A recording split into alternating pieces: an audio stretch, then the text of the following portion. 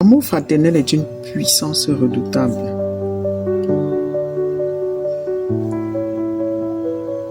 Jésus-Christ a dit ceci quand il était prêt de mourir, quand il était prêt d'être arrêté.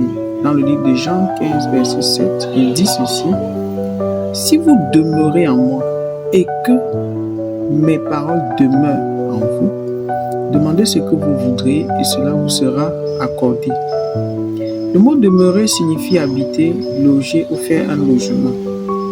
Il s'agit donc d'habiter ou de loger en Jésus. Donc habiter, c'est faire sa demeure, faire sa maison. Demeurer. On va essayer de lire un autre verset pour pouvoir comprendre ce que Jésus veut nous enseigner en disant demeurer en moi. Qu'est-ce que ça peut bien vouloir dire demeurer en moi? Jean 15, verset 9 dit ceci: « Comme le Père m'a aimé, je vous ai aussi aimé. Demeurez dans mon amour. » Donc en fait, il est en train de leur dire ici, demeurez dans mon amour. Donc vivez dans mon amour ou vivez mon amour. On continue la réflexion. Qu'est-ce que ça signifie vivre son amour? Jean 15, verset 10, il dit: « Si vous gardez mes commandements, vous demeurez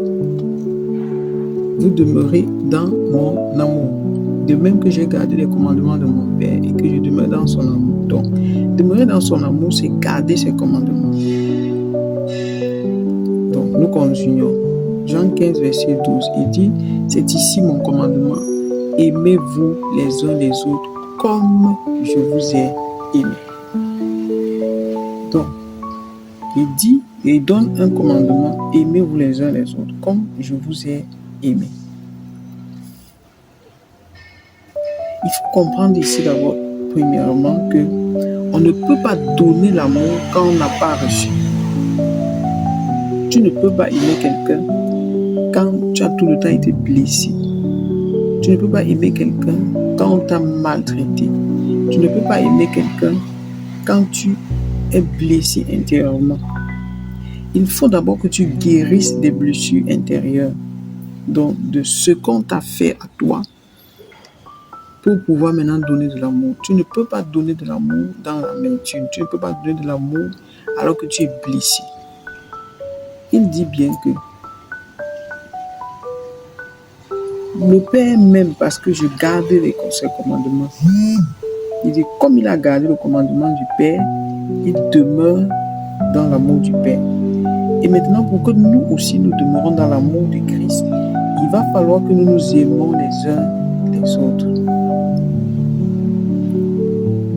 Que nous manifestons de l'amour envers le prochain. Nous allons expliquer ça au fur et à mesure dans cet enseignement. Ce que c'est que manifester de l'amour. Donc, Jésus est simplement en train de dire quoi? Je parle simplement ici de la puissance de l'amour. La puissance de l'amour. La puissance de l'amour. Regardez, il dit: si vous demeurez en moi et que mes paroles demeurent en vous, demandez ce que vous voudrez et cela vous sera accordé. Et demeurer en lui, on vient de le comprendre, ça veut dire habiter, loger en lui. Et d'après les textes que nous avons lus jusqu'à Jean 12, jusqu'à Jean 5, verset 15, verset 12, nous avons compris que demeurer en lui, c'est de nous aimer les uns les autres. C'est de privilégier l'esprit de famille, l'intérêt commun. Une nation ne va jamais aller de l'avant si les intérêts des tribus, les intérêts des ethnies ne sont pas communs, si on n'est pas en phase pour un même objectif.